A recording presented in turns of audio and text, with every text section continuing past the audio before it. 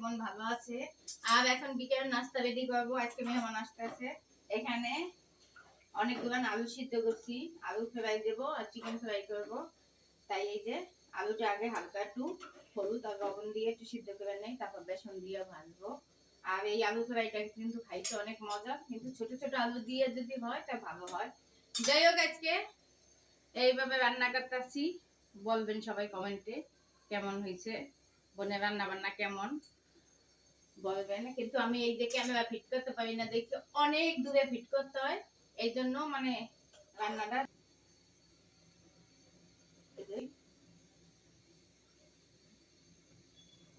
Fry করবো এখন, আর বাদ বাকিটা পরে ফ্রাই করবো যখন আমার প্রয়োজন হবে।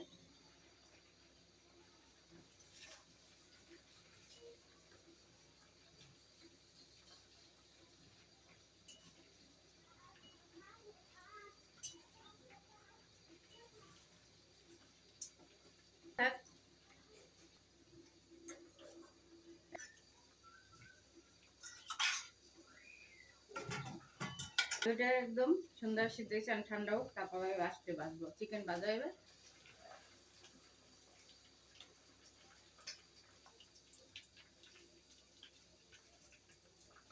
কাঁচা মাংস তো সময় নিয়ে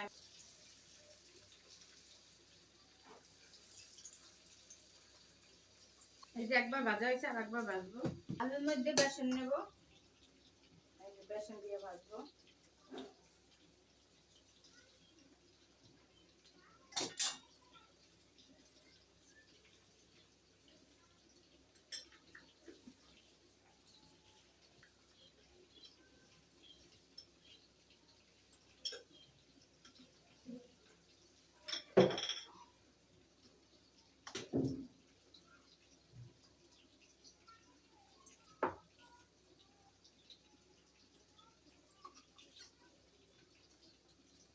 এই যে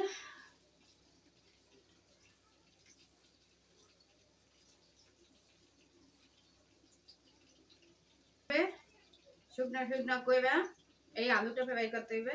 আর এই আলুটা সস দিয়ে খাইতে কি পরিমাণে মজা, শুধু যারা একবার খাইছে তারা বুঝবে, আর যারা না খাইছে তারা কখনো এটা স্বাদ বুঝবে না।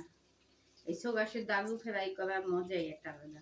এটা তো অনেক দাম রেস্টুরেন্টে নেয়, কিন্তু আমি নিজের হাতে বানাইয়ে খাই। আমার আলু ফ্রাইটা সবাই পছন্দ করে।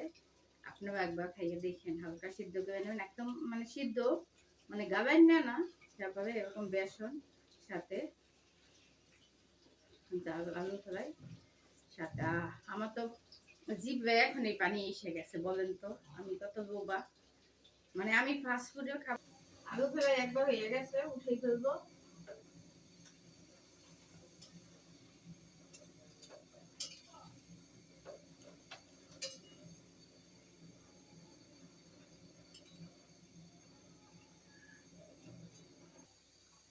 এখন এরকম করে সবটি বাজে নেব, আর ভিডিওটা বড় করবো না। এই যে সব চালের মধ্যে দিয়ে দিতে আছে, সুন্দর হতে আছে।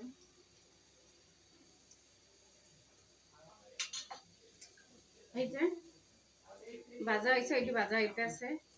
কেমন হয়েছে সবাই লাইক কমেন্ট করবেন। আজকে ভিডিওটা আপনাদের কাছে ভালো লাগবে কিনা কমেন্টে জানাবেন।